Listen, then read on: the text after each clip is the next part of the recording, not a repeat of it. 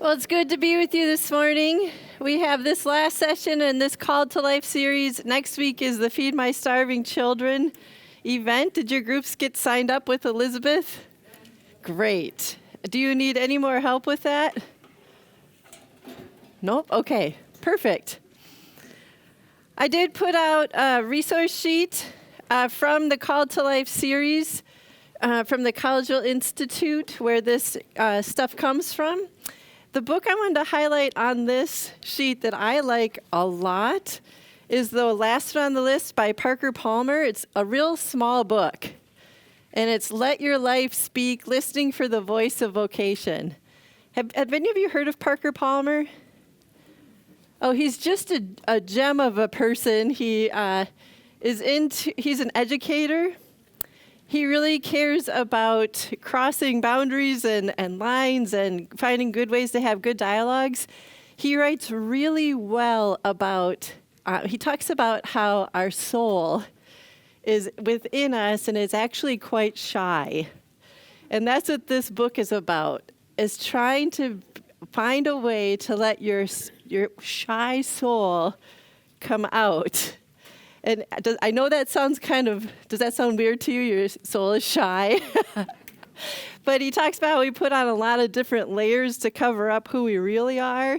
And he tells his story about how he actually lived through depression. And that experience helped him learn more about who his soul, who he really is at his core is. And this book is the story about that. It was written in 2000. So it would be interesting to hear an update from 25 years later. But I really recommend this book. It's just pretty simple to read and very genuine and honest. And I've really appreciated some lessons learned from him.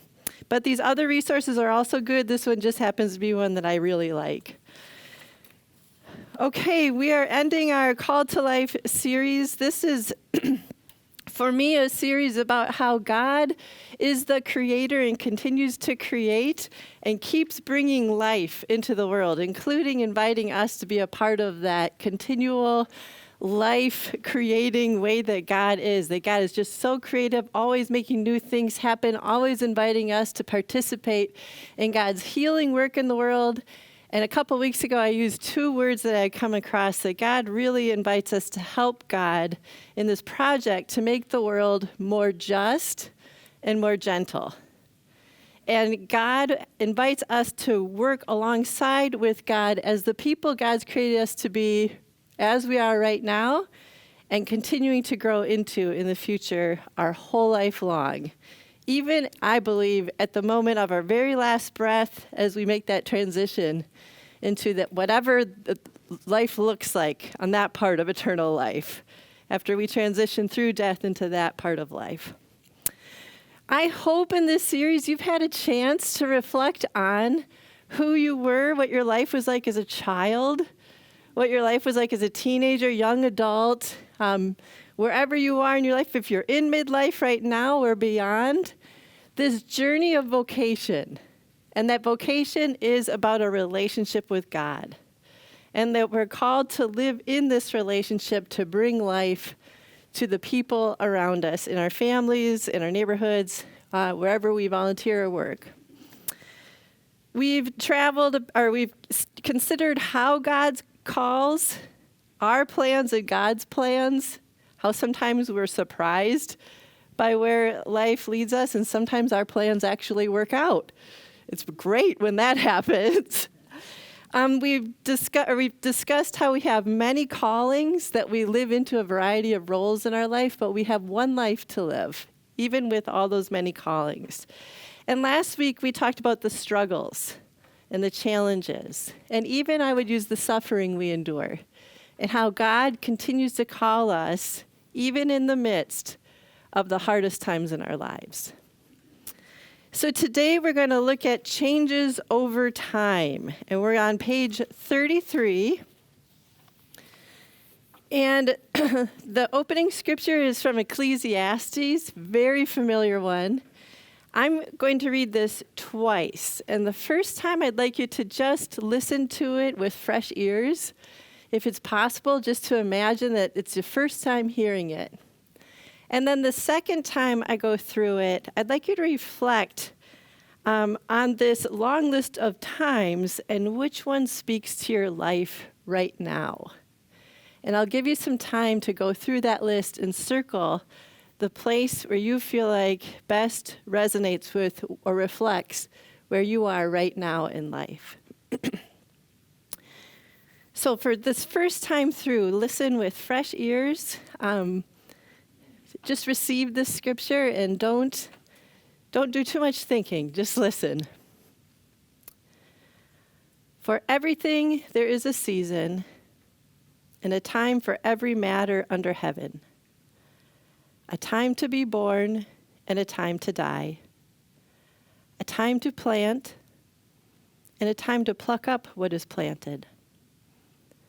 A time to kill and a time to heal. A time to break down and a time to build up. A time to weep and a time to laugh. A time to mourn and a time to dance.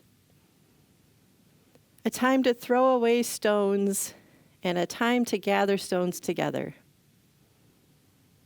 A time to embrace and a time to refrain from embracing. A time to seek and a time to lose. A time to keep and a time to throw away.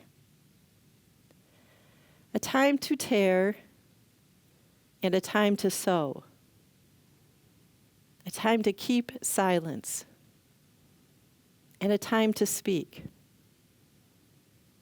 A time to love and a time to hate. A time for war and a time for peace.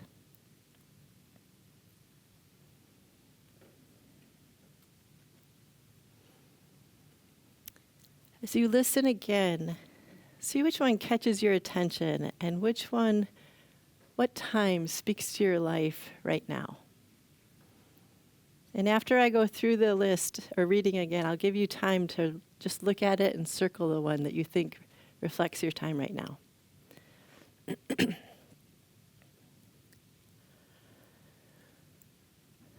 For everything there is a season, and a time for every matter under heaven.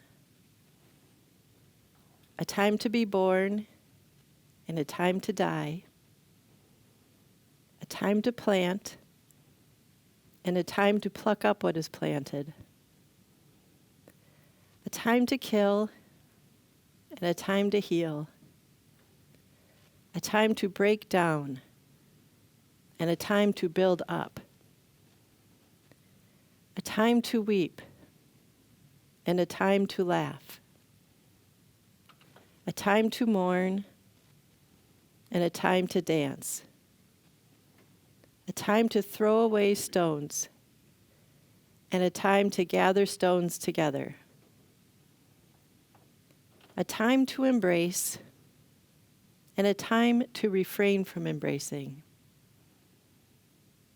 A time to seek and a time to lose. A time to keep and a time to throw away.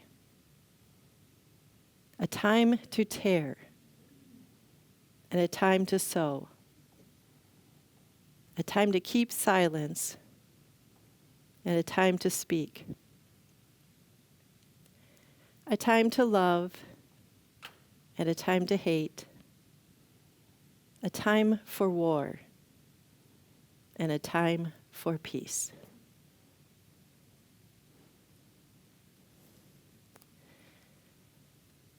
Take some time. Sorry, that was a bad joke. Take some time. I didn't even mean to say that. To reflect on these different times and which one reflects where are you at in this season of life right now? Which time speaks to you today in this season?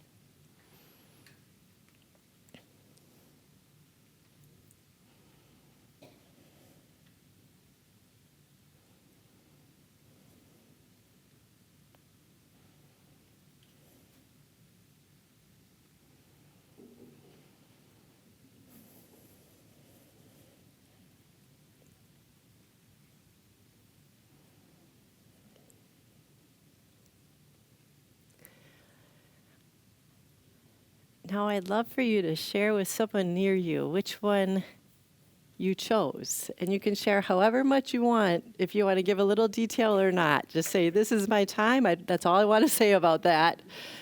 Or if you have a few words to share, go ahead for a couple minutes.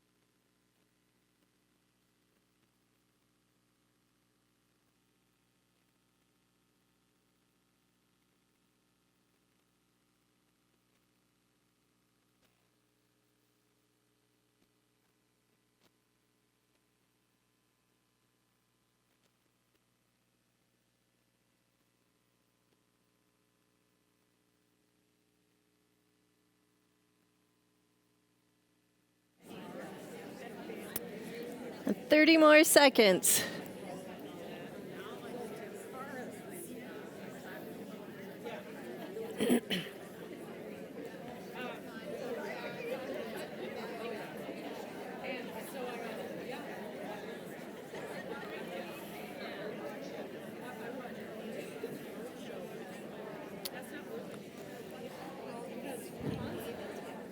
What?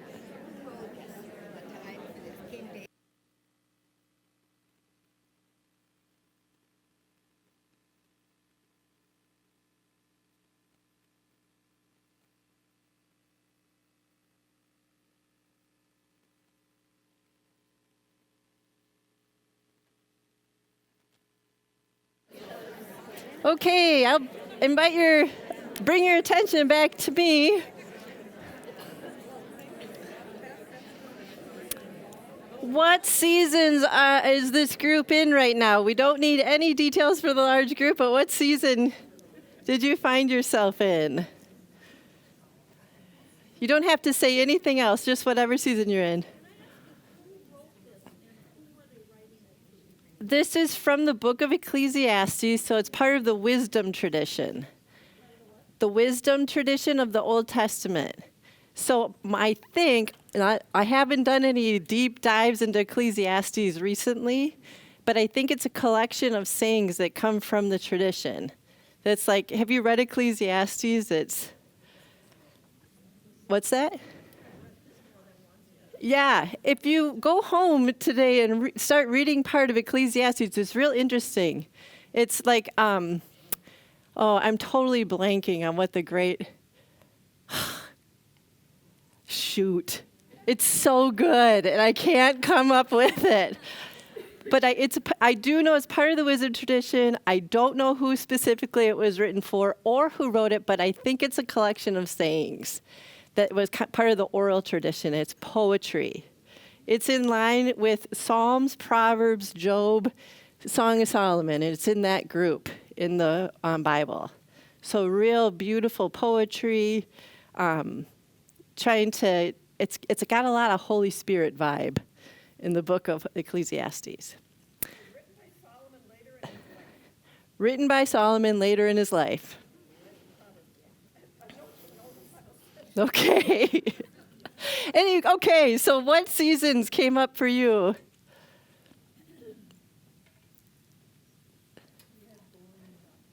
Time to be born and a time to die.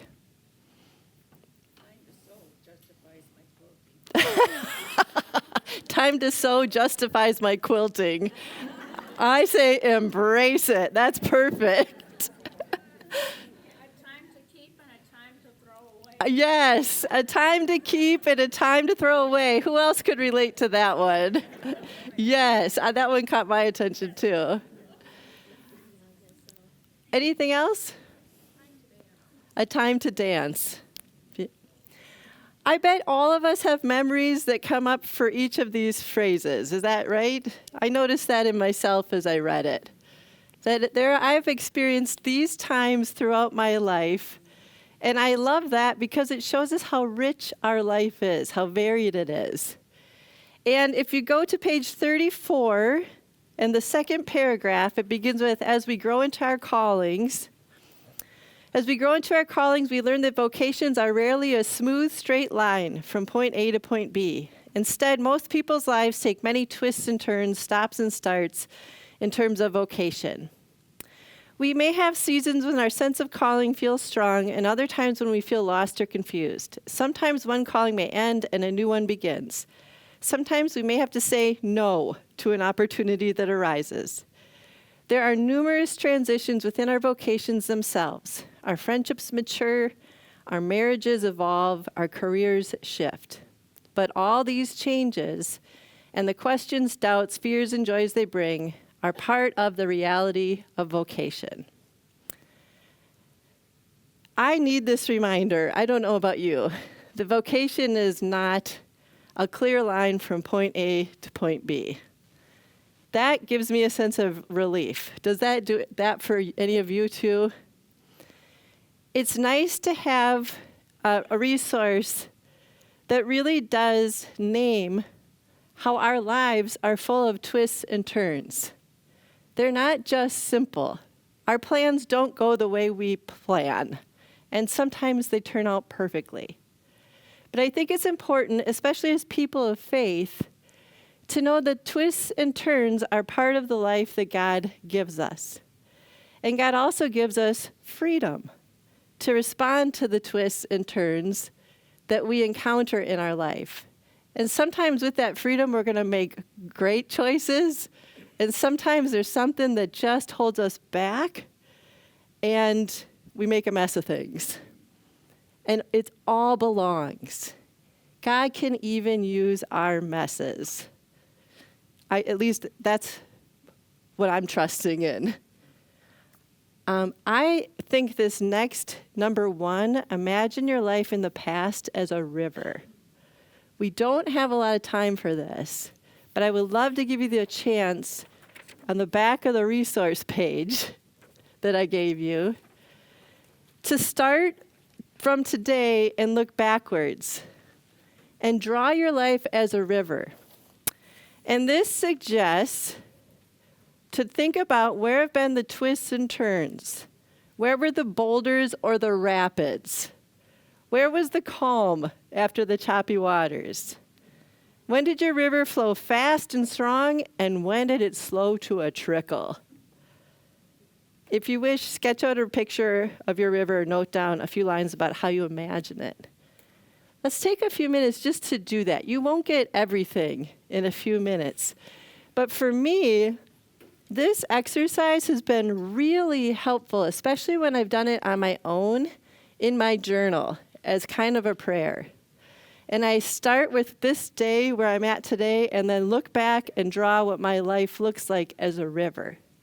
So see if you can get that started right now. Maybe you draw the major view of it and later return to it and go back to add some of the boulders. But have a few minutes to draw your life as a river, looking back.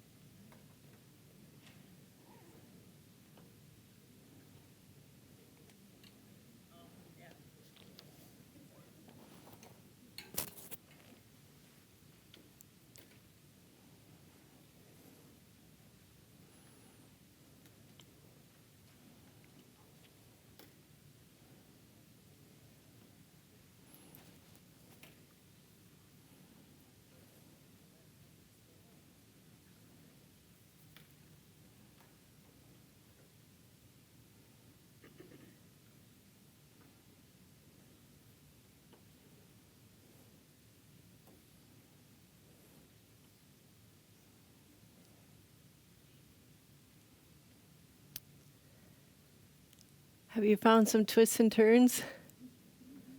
Any waterfalls? Yes. That's why you need to quilt.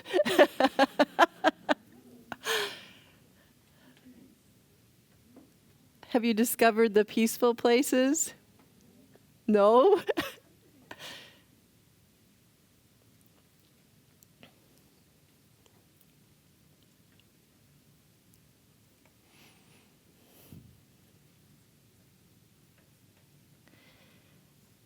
Now, as you're looking at the river, the next question or invitation is to imagine going forward into the future. And where do you imagine the river will flow or turn? Do you think it's going to speed up or slow down? What new directions might it take? You might sketch this out, or you could simply write down a few ideas. See if you can just look into the future. We never know what the future brings, but from this vantage point, how do you imagine the river might go for your life?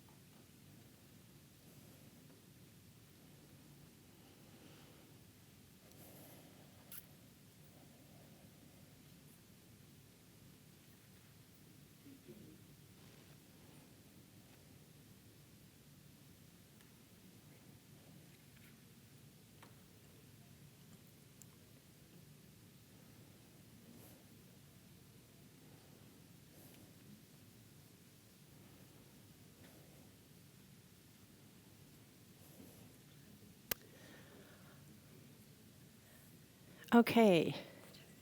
Do you need a few more seconds, or are you?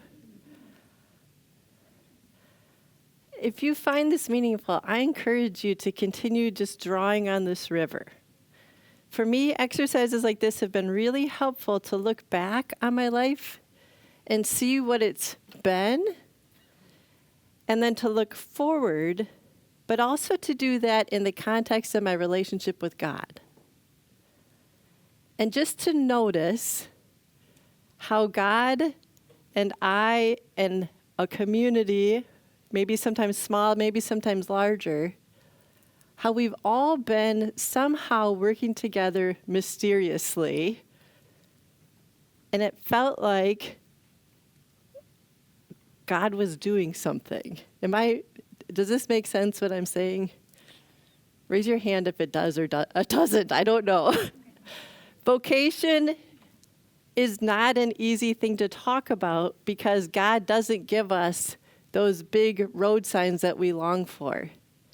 Sometimes it takes us slowing down to do this kind of self-reflection of looking back on where we've been, noticing what we've been through, and seeing how God was with us through the whole time and what we learned about ourselves and God, and then looking forward and remembering God was with us and God will continue to be with us, and stepping out in faith, trying to live with God in our sense of call of who we are, and to bring about goodness in the world. One of the things that I really like about this curriculum also is that it asks us to consider the places of the world that are crying out for help.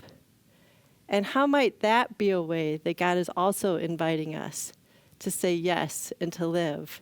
And it might pull us out of our comfort zones at time and cause a turn in the river But that's when it really starts to flow. When we really get into that sense of, oh, I'm moving in a direction that God and I are really united. Would you like to see a video? I'm going to ask you to raise your hand. Do you want to watch a video? We're going to do a fork in the road here, a fork in the river. Raise your hand if you want a video. Okay, the other option is talking some more. Or do you want to talk some more? Okay, Fred, let's watch the video. This is someone who recently retired. And she is trying to discern where God's calling her next. She's been retired for about 18 months. So she's been retired for about 18 months, and she has a great way of just talking about her life. I feel like I know a lot of people who are like her, so I'm excited to show this. Let's watch the video, Fred.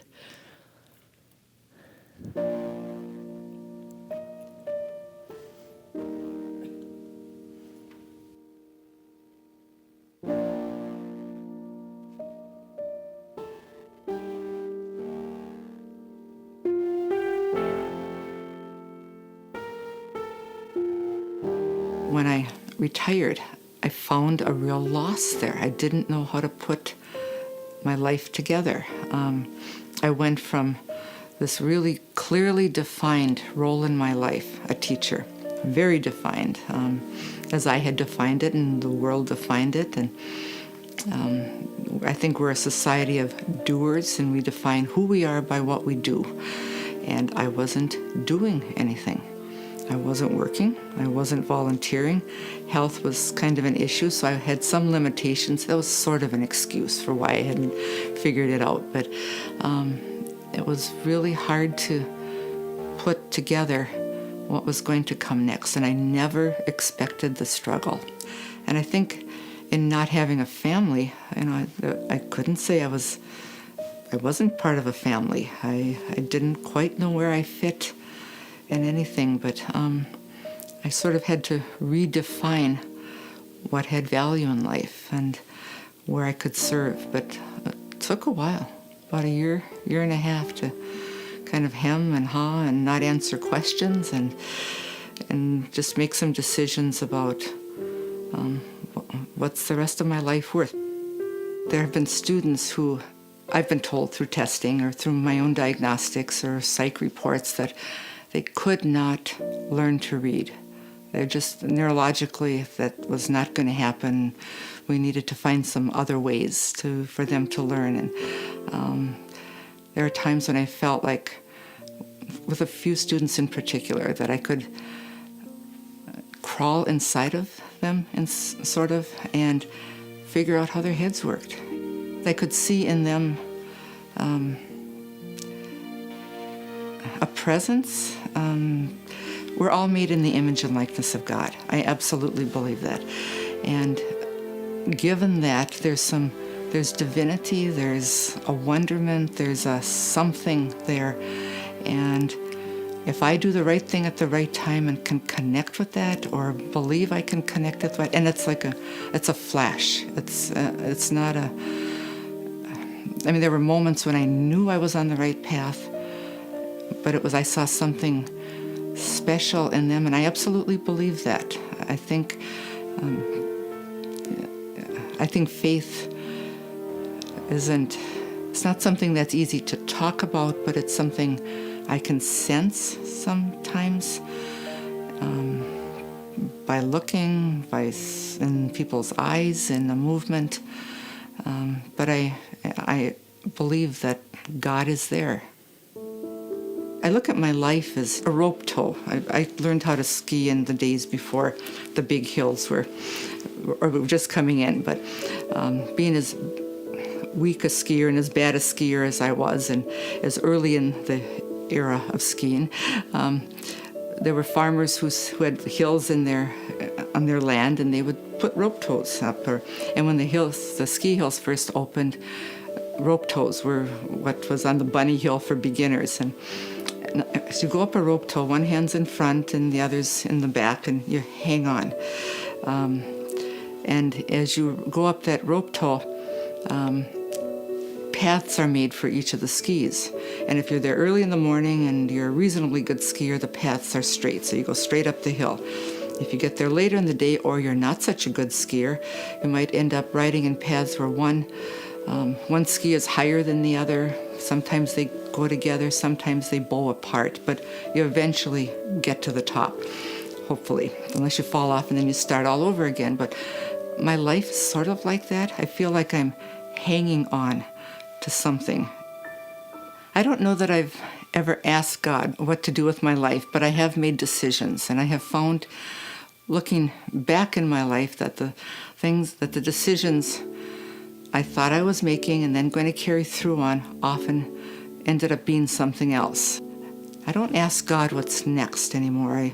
I have this sort of communication or an openness, but often I find out after the fact that something has happened that, that was the right thing, or it worked out and that led to something else in my life. As I move ahead, I want to be open to what comes. That has to do with relationships and listening. I want to be able to love and to be loved and not curtail it because I have to go someplace or do something. And I want to be able to find skills and talents that I'm not even sure are there and explore those. Sometimes people retire and they live in fear of what's next, and I don't have that sense. There's a world out there that I'm freer to be open to it, and I don't have to worry about financial obligations. I'm okay. I can just be, I don't have to worry about, time is the great equalizer, and I want to be sure I discern and use it well. It's not defined, but that's okay because I'm still hanging on to that rope and I'm open.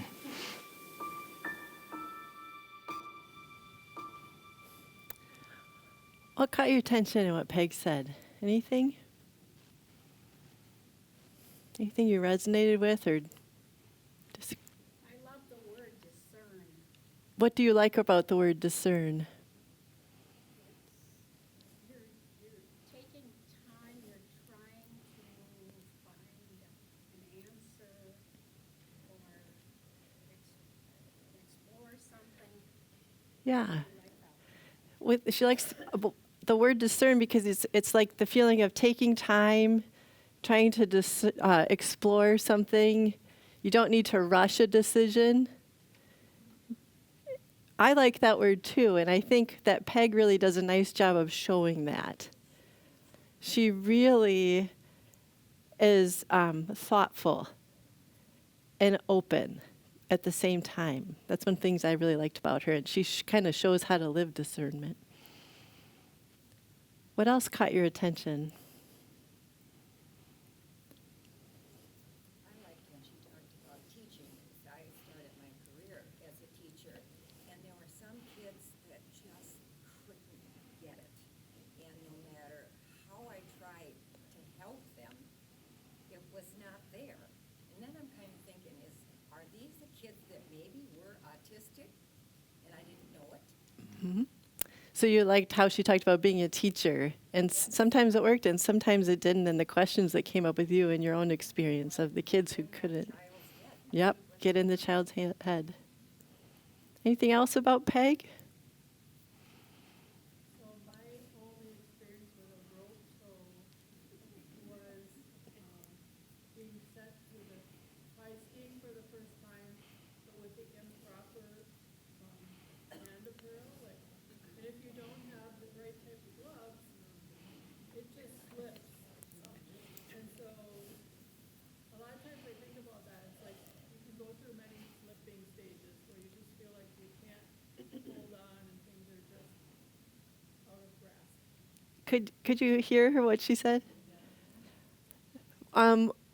Nancy's experience with the rope tow is she remembers when she didn't have proper hand gear or mittens or gloves. And if you don't have the right gear for holding onto the rope tow, it can just slip out of your hands. And you can't hold on, right? You can't be strong enough, it just slides. That is a really helpful image, because I think we can feel like that. We can feel like we're on the rope tow and it's just not, we're not getting it. Thanks for sharing that. I encourage you all to explore that image of the rope tow. I got real hung up on that because with the picture of her with one hand in front and one hand in back. I couldn't imagine doing that because I always put both hands, every time I would put both hands in the front. And I kept thinking, I hope you get a bad neck or hurt yourself. This is a good image. So the challenge of putting one hand in front and one hand in back and riding up the rope tow, and you were used to both hands in front. Play with this image of the rope tow, because it's really good when you think about living life with God and even just living your own life. I remember being on the rope tow, feeling like I wanted to be in just the right tracks, and there were no tracks. And my skis would go all over the place. And I like how she said one was higher than the other. For me, Peg is just a wonderful person to land on because she had a hard time finding the words, didn't she? She had a lot of life experience. You could tell she was learning from what her life had been. She also said, I never really asked God or reflected on what God wanted me to do with my life. But if I look back, I can see the decisions I made and how that shaped my life and how some things worked and some things didn't. She may not have ever thought she asked God about what she should do with her life, but could you sense her deep trust in God and her relationship with God? I could really sense that in her. She's one of these folks who just have a quiet way. And I bet there are other people in this room who can relate to Peg. At least I can, too. It's hard sometimes to talk about, this is who God made me to be and how I think God wants me to live. I think she's a wonderful model of just being in relationship with God. And like she said, I just want to be open. Being called to life is not just being called to what's meaningful for us, but also how can we be a part of God's presence and action in the world? How do we listen for that? And it's often where we come alive, where we feel like we're being called to life.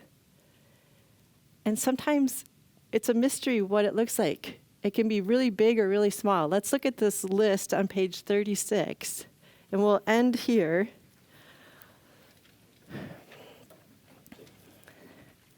Here are some of the aspects of vocation that we've explored together.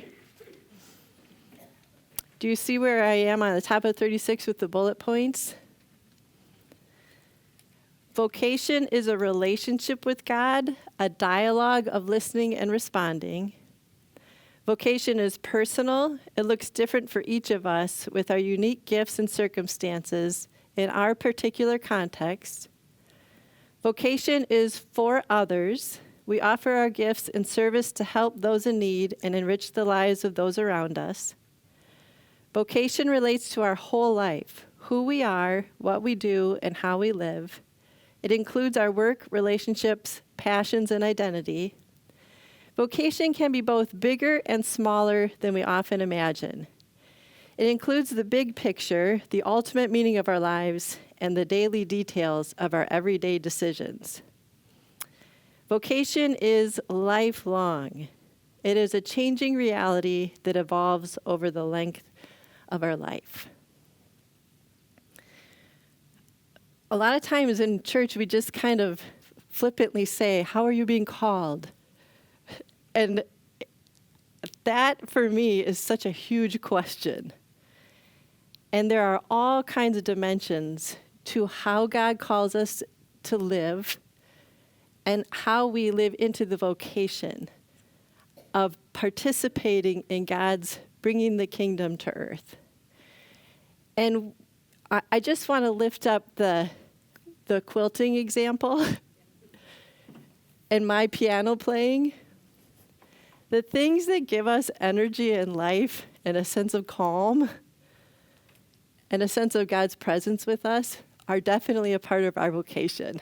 So we all kind of laugh that there's a time to sow. There is a time to sow. And there's a time to cook. And there's a time to go for walks. There's a time to take a nap. There's a time to just sit and hold a grandkid or a kid or a niece or nephew or a puppy or a cat. Because those are the times when we really slow down and we can feel God's presence. And that's when we're going to get nurtured in our relationship with God so that we can then go out and volunteer or care for a family member who's struggling or put ourselves out there in some big thing that just needs our attention and we feel like God's calling us to be the voice for this thing. God uses, I don't like the word use, God invites us to participate in a wide variety of ways and lets us find our own unique ways. So trust that the things that give you life are gifts from God, and they're helping God bring life to the world. I've really enjoyed being with you. Thank you for your attention. This is a long series. It's not everybody's cup of tea, and God invites us to always be exploring who we are and how we can live our life to be with God in this world. So thank you for all you are and all you do in the world.